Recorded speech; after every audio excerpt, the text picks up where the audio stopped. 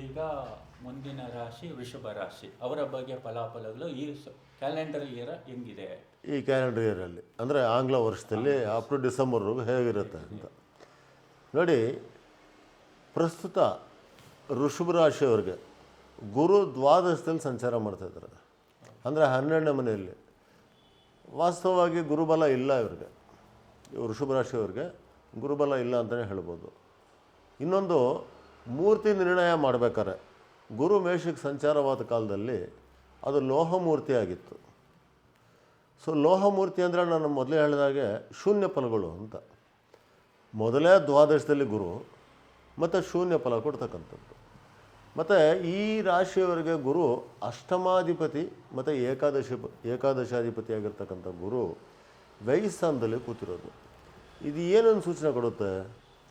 ಹಣಕಾಸುಗಳಲ್ಲಿ ಸ್ವಲ್ಪ ಹೆಚ್ಚಿನ ನಷ್ಟಗಳನ್ನ ಅನುಭವಿಸ್ತಾ ಇರ್ತಾರೆ ಇಂಥ ಜಾತಕರು, ವೃಷಭ ರಾಶಿಯವರು ವಿಶೇಷವಾಗಿ, ಅಥವಾ ವೃಷಭ ಲಗ್ನದವ್ರು ಕೂಡ ಆಗ್ಬೋದು.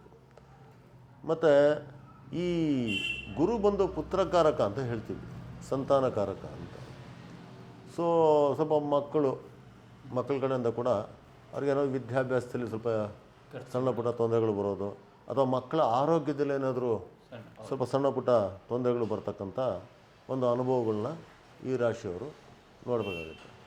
ಆದರೆ ಇದೇ ರಾಶಿಯವರಿಗೆ ಮೇ 1ನೇ ತಾರೀಕಿಗೆ ಅಲ್ವಾ ಗುರು ವೃಷಭ ರಾಶಿಗೆ ಜನ್ಮಕ್ಕೆ ಸಂಚಾರ ಆಗ್ತಾರೆ. ಅಂದರೆ ಜನ್ಮ ರಾಶಿಗೆ ಗುರುವಿನ ಸಂಚಾರ. ಸೊ ಈ ಸಂಚಾರ ಆಗೋ ಕಾಲದಲ್ಲಿ ರಜತ ಮೂರ್ತಿ ಆಗಿರುತ್ತೆ ಈ ಸಲ. ಈಗ ಪ್ರಸ್ತುತ ಬಂದು ಲೋಹ ಮೂರ್ತಿ ಆಗಿದೆ. ಈ ವರ್ಷ ಮೇ 1ನೇ ತಾರೀಕಿಂದ ಈ ರಾಶಿಯವರಿಗೆ ಸ್ವಲ್ಪ ರಿಲೀಫ್ ಕೊಡ್ತಾನೆ ಗುರು. ರಿಲೀಫ್ ಅಂದರೆ ಜನ್ಮದಲ್ಲಿ ಗುರು ಬಂದರೂ ಕೂಡ ಗುರುಬಲ ಇಲ್ಲ ಅಂತಲೇ, ಆದರೂ ಪರಿಣಾಮಗಳವರೆಗೂ ಈಗ ನಾವು ಹೇಳಿದಾಗೆ ಹಣಕಾಸಿನ ಮುಗ್ಗಟ್ಟುಗಳಾಗ್ಬೋದು, ಮತ್ತು ಪುತ್ರರಿಂದ ಆಗ್ಬೋದು, ಸಂತಾನದಿಂದ ಆಗ್ಬೋದು, ಇಂಥ ಒಂದು ವಿಷಯ, ಮತ್ತು ಆರೋಗ್ಯದ ವಿಚಾರಗಳಾಗ್ಬೋದು. ಇಂಥ ವಿಚಾರದಲ್ಲಿ ಒಂದು ಸ್ವಲ್ಪ ಗುರು ಸೌಮ್ಯವಾಗಿರ್ತಾರೆ. ರಜತ ಮೂರ್ತಿ ಅಂದರೆ ಅರ್ಧ ಫಲ ಅಂತ, 50% ಫಲ ಕೊಡ್ತಾರೆ ಅವ್ರಿಗೆ ಅಂತ. ಈ ರಾಶಿಗೆ ಚತುರ್ಥಾಧಿಪತಿಯಾದಂಥ ಸೂರ್ಯ ಅಷ್ಟಮದಲ್ಲಿ ಕೂತಿರೋದ್ರಿಂದ ಪ್ರಸ್ತುತ, ಮತ್ತು ವ್ಯಯಾಧಿಪತಿ ಸಪ್ತಮಾಧಿಪತಿಯಾದಂಥ ಕುಜನೊಟ್ಟಿಗೆ ಯುತಿ ಇರೋದರಿಂದ ಏನಾಗೋಗುತ್ತೆ, ಚತುರ್ಥ ಭಾವ ಪಿತ್ರಾರ್ಜಿತ ಆಸ್ತಿಗಳು ಅದರ ವಿಚಾರದಲ್ಲಿ ಕುಜ ಅಂದರೆ ಭಾತೃ ಅಂತ.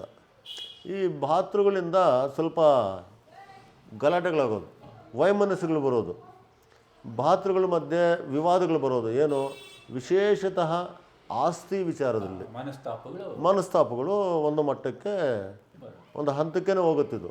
ಯಾಕಂದರೆ ಅಷ್ಟಮದಲ್ಲಿ ಕೂತಿರೋದ್ರಿಂದ ಕೆಲವು ಸಲ ಏನಾಗ್ಬಿಡ್ತಾವೆ, ಹೊಡೆದಾಟಗಳವ್ರಿಗೆ ಹೊಟ್ಟೋಗುತ್ತೆ ಇಂಥ ಜಾತಕದವರಿಗೆ. ಸೊ ಇವರು ಸ್ವಲ್ಪ ಜಾಗ್ರತೆ ವಹಿಸೋದು ಉತ್ತಮ ಇಂಥ ಈ ಕಾಲದಲ್ಲಿ. ಹೌದು, ಇಂಥ ಸಮಯದಲ್ಲಿ ಈ ಕನಿಷ್ಠ ಜನವರಿ 15ನೇ ತಾರೀಕು ಸೂರ್ಯ ಮಕರಕ್ಕೆ ಸಂಚಾರ ಆಗೋವರೆಗೂ ಕನಿಷ್ಠ ಸ್ವಲ್ಪ ಈ ಜಮೀನು ವ್ಯವಹಾರಗಳು, ಭೂಮಿ ವ್ಯವಹಾರಗಳಿಗೆ ಹೋಗದೇ ಇರೋದು ಉತ್ತಮ ಅಂತ ಹೇಳ್ತೀನಿ ವೀಕ್ಷಕರೇ. ಹಾಗಾಗಿ ಏನು ಮಾಡ್ಬೋದು ಅಂತಂದರೆ, ನಾವು ಮುನ್ನೆಚ್ಚರಿಕೆ ತೊಗೊಂಡು ಮಾಡೋದು ತುಂಬ ಉತ್ತಮ.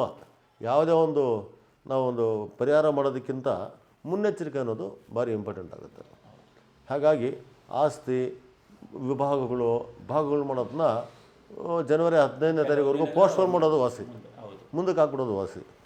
ಯಾರೋ ಬಂದರೂ ಕೂಡ ಯಾಕಂದರೆ ತಿಳ್ಕೊಂಡಿದ್ದು, ಬೇಡಪ್ಪ ಇದು ಸರಿ ಇಲ್ಲ ನಮಗೆ ಸಮಯ, 15 ಆಗಿಬಿಡಲಿ ಆಮೇಲಿಂದ ವ್ಯವಹಾರ ಮಾಡೋಣ ಅಂಥೇಳಿ ಸ್ವಲ್ಪ ಮುಂದಕ್ಕೆ ಹಾಕೋದು ಉತ್ತಮ ಅಂತ ಇದರಲ್ಲಿ ಹೇಳ್ಬೋದು.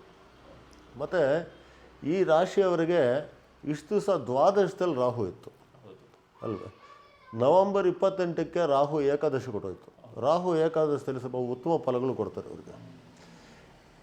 ಮೂಲತಃ ದ್ವಾದಶದಲ್ಲಿ ರಾಹು ಇದ್ದಾಗ ಇವ್ರಿಗೇನಾಗಿರುತ್ತೆ, ಯಾವುದಾದ್ರು ಹೊಸ ಮನೆಗೆ ಪ್ರವೇಶ ಆಗಿರ್ತಕ್ಕಂಥದ್ದು, ಅಂದರೆ ನಾನು ಹಿಂದೆ ಆಗಿರ್ತಕ್ಕಂಥದ್ದು ಹೇಳ್ತಾ ಇದ್ದೀನಿ, ಹೊಸ ಮನೆಗಳಿಗೆ ಪ್ರವೇಶ ಆಗಿರ್ತಕ್ಕಂಥದ್ದು, ಹೊಸದಾಗಿ ಭೂಮಿ ಖರೀದಿ ಮಾಡಿರೋದು, ಹೊಸದಾಗಿ ವಾಹನಗಳು ಖರೀದಿ ಮಾಡಿರೋದು, ಈ ಥರದ್ದೆಲ್ಲ ಫಲಗಳು ಒಂದು ಕಡೆ ಬಂದಿದ್ದರೂ ಸಹ ಇವರು ಭಾಳಷ್ಟು ಅಪವಾದಗಳನ್ನೆಲ್ಲ ಅನುಭವಿಸಿರ್ತಾರೆ.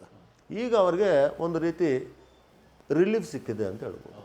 ಇದರಿಂದ ಅವ್ರಿಗೆ ಒಂದು ರಿಲೀಫ್ ಸಿಕ್ಕಿದೆ ಈ ವೃಷಭ ಲಗ್ನ ಮತ್ತು ವೃಷಭ ರಾಶಿಯವರಿಗೆ ಅಂತ.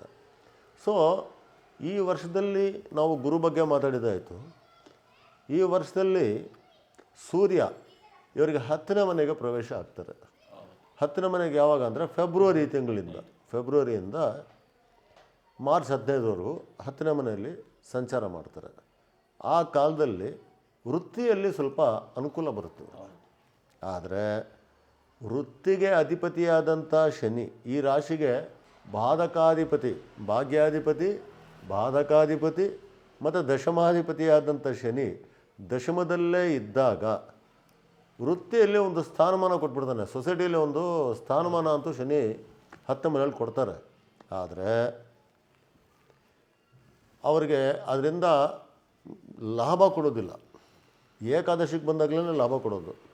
10ನೇ ಅಧಿಪತಿ 10ನೇ ಮನೆಯಲ್ಲಿದ್ದರೂ ಕೂಡ ಇದೊಂಥರ ದಿಗ್ಬಲ ಅಂತಲೇ ಹೇಳ್ತೀವಿ. ಶನಿ 10ರಲ್ಲಿ 10ನೇ ಮನೆಯಲ್ಲಿ ಇರೋದು. ಬಟ್ ಅಲ್ಲಿ ಸೂರ್ಯ ಪ್ರವೇಶ ಆದಾಗ ಶನಿಗೂ ಮತ್ತು ಸೂರ್ಯನಿಗೆ ಆಗೋದಿಲ್ಲ.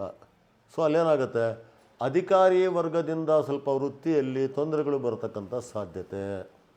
ಅಂದರೆ ಅಧಿಕಾರಿ ವರ್ಗ ಅಥವಾ ಸರ್ಕಾರದಿಂದ ಏನೋ ಅವ್ರ ಮೇಲೆ ಸ್ವಲ್ಪ ಇದು ಮಾಡೋದು, ದಬ್ಬಾಳಿಕೆ ಮಾಡೋದು, ಈ ಥರದ್ದೆಲ್ಲ ಆಗುವಂಥ ಸಾಧ್ಯತೆಗಳು ಇರೋದರಿಂದ ಈ ಸಮಯದಲ್ಲಿ ಸೂರ್ಯನಿಗೆ ಬೇಕಾಗಿರತಕ್ಕಂಥ ಕೆಲವೊಂದು ಪರಿಹಾರಗಳು ಮಾಡ್ಕೊಳೋದು ಉತ್ತಮ. ಮತ್ತು ಶನಿ ಮಂತ್ರಗಳನ್ನ ನಾವು ಪಠನೆ ಮಾಡ್ಕೊಳೋದು ಉತ್ತಮ. ಇದು ಮಾಡ್ಕೊತ ಬಂದರೆ ಇದರಿಂದ ಒಂದು ಮಟ್ಟಕ್ಕೆ ನಾವು ಹೊರಬರ್ಬೋದು. ಈ ತೊಂದರೆಗಳು, ವೃತ್ತಿಯಲ್ಲಿ ಆಗ್ತಕ್ಕಂಥ ತೊಂದರೆಗಳು ಇದರಿಂದ ಹೊರಗೆ ಬರ್ಬೋದು ಅಂತ ಹೇಳ್ಬೋದು. ಸೊ ಈ ರಾಶಿಯವರಿಗೆ ಏಕಾದಶದಲ್ಲಿ ರಾಹು ಇದ್ದು ಕುಜ ಒಂದು ಮೇ ಅಥವಾ ಜೂನ್ ತಿಂಗಳ ಆಸ್ಪಾಸ್ನಲ್ಲಿ ರಾಹು ಜೊತೆ ಕುಜ ಹೋಗಿ ಸೇರೋದ್ರಿಂದ ಭಾತೃ ವಿರೋಧ ಅಂತ ಹೇಳ್ತೀವಿ. ಭಾತೃ ವಿರೋಧ ಏಕಾದಶದಲ್ಲಿ ಕುಜ ಮತ್ತು ರಾಹು ಸೇರಿಕೊಂಡಾಗ ಭಾತೃ ವಿರೋಧ ಮತ್ತು ಭಾತೃಗಳಿಗೆ ಆರೋಗ್ಯದಲ್ಲಿ ಏನಾದರೂ ಸ್ವಲ್ಪ ಸಮಸ್ಯೆಗಳು ಬರತಕ್ಕಂಥದ್ದು, ಇಂಥ ವಿಚಾರಗಳೆಲ್ಲ ಕಂಡುಬರುವಂಥ ಸಾಧ್ಯತೆಗಳು ತುಂಬ ಇರುತ್ತೆ. ಹಾಗಾಗಿ ಇವರು ಅಂಥ ವಿಚಾರದಲ್ಲಿ ಮುನ್ನೆಚ್ಚರಿಕೆ ವಹಿಸ್ಕೊಂಡು ಆ ಒಂದು 1.5 ತಿಂಗಳ ಕಾಲಘಟ್ಟದಲ್ಲಿ ಸ್ವಲ್ಪ ಎಚ್ಚರಿಕೆಯಿಂದ ಇರೋದು ಉತ್ತಮ ಅಂತ ಭಾವಿಸ್ತೀನಿ. ಇದು ಒಂದನೇ ವಿಷಯ. ರಾಷ್ಟ್ರಾಧಿಪತಿ ಶುಕ್ರ ಕೂಡ 10ನೇ ಮನೆ ಪ್ರವೇಶ ಮಾಡ್ತಾರೆ ಒಂದು ಮೇ ತಿಂಗಳಲ್ಲಿ.